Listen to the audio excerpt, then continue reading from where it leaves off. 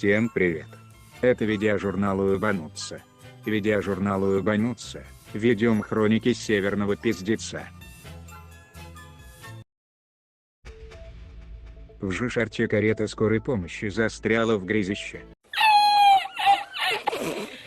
В поселке Жишарт машина скорой помощи застряла на том направлении, которое здесь почему-то называют дорогой, направляясь на вызов к пациенту. Вызволять ее приехали МЧС, но и они, немного помесив местное говно, застряли. В конце концов, пациента спасатели просто потараканили на руках, как мешок с говном. Воистину, самый лучший сервис в мире. Дорогу местные власти намерены привести в порядок, но пока это не позволяют сделать погодные и иные условия. Просто денег нет.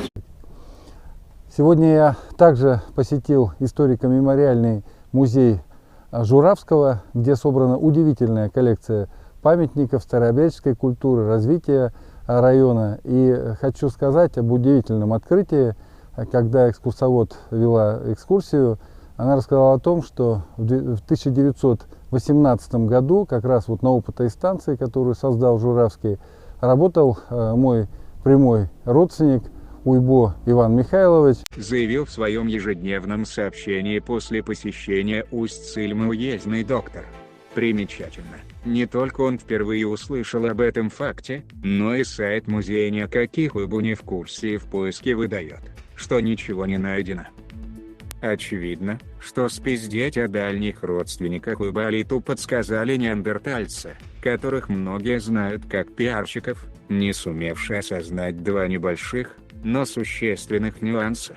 Первый — это то, почему этот дальний родственник появился именно после посещения музея, хотя Уйбо почти 2 месяца у руля, и второй, что степень родства определяется только экспертизой ДНК.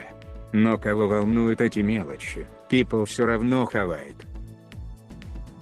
Но на этом пиарасты не остановились и продолжили позорить человечество. Сначала они создали для врия главы аккаунты в самых ватных и контролируемых социальных сетях, ВКонтакте и Одноклассниках, с открытой функцией комментирования. Так сказать, чтобы пользователи перестали строить фермы и стали строить связь с политикой. Когда же реки колов и их масса комментариев с жалобами на существующий пиздец заполонили комментарии, что отрицательно влияет на имидж главы, пиарасты не нашли ничего умнее, чем запустить ботов с хвалебными речами, как будто бы это аккаунт не какого-то Уйбы, а самого Рамзана Ахматовича.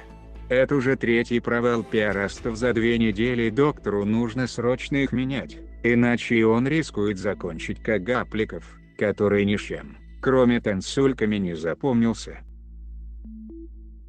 Лайкайте и репостите видос, и не будьте как пиараст Уйбы.